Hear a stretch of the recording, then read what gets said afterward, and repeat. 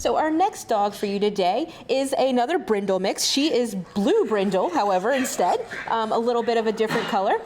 Still has all of that striping. And her name is Rose, and she is a 2-year-old Terrier mix. Unlike Joni, who we saw earlier, about the same size, Joni was super confident dog. And Rose is a little bit shyer, a little bit more fearful, so she's going to need a different type of family. We're looking for a family with teenagers or older to understand that she does startle easily and she doesn't like fast movements and things like that. She just needs to take time to get to know some new people. Are you choking yourself? She's pulling on her leash and she's giving herself a bit of a cough there. So Rose is very sweet and has a lot of potential, but she just needs like a calmer, more relaxed household. You know, if there's a ton of activity, a ton of other animals, stuff in your house, that's going to be a little bit more upsetting for Rose. So just like calm, quiet, relaxed is really what she's looking for. And just teaching her that the world is not scary. So, you know, introducing her to things and providing her with lots of yummy treats so that she knows, say, video cameras are actually a great thing because they make treats happen and things like that. And that could be with noises or anything along those lines. She has been cautious when she's outside. The other dogs seem to freak her out a little bit. You know, she cowers when they're barking at her and things like that. So if you do have existing pets in the household, that meeting is going to be very, very important for Rose. So Rose's profile with some other dogs talk about muzzling.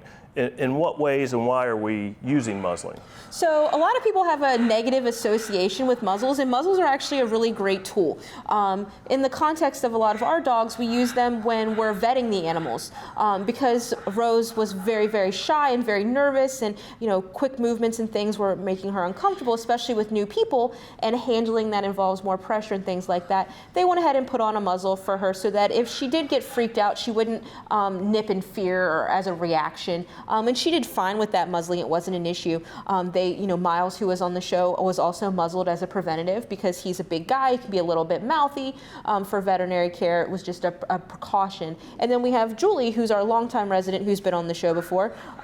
She hates getting her ears cleaned because it's been painful with all of the ear infections that she came in with. So she's muzzled as well so that she doesn't, you know, have those types of reactions. So they can be great as a precaution to prevent any type of, you know, stress or fear biting in a vet situation, but they're also a great tool to use out and about. Say you're taking your dog on a walk and you know your dog doesn't like other dogs or strangers or anything like that. They're a great tool to help, you know, make sure everybody's staying safe. So you don't want to necessarily prejudge any dogs that are in a muzzle because there's a great reason for that, and they are a tool. They're not meant to be a bad thing. And you know, the more people are open to them using them, you know, the safer everybody is going to be. So that is something that, you know, we would go over in an adoption interview, how to put a muzzle on, get the dog familiar with it if you think your dog is going to need them regularly for vet care or otherwise.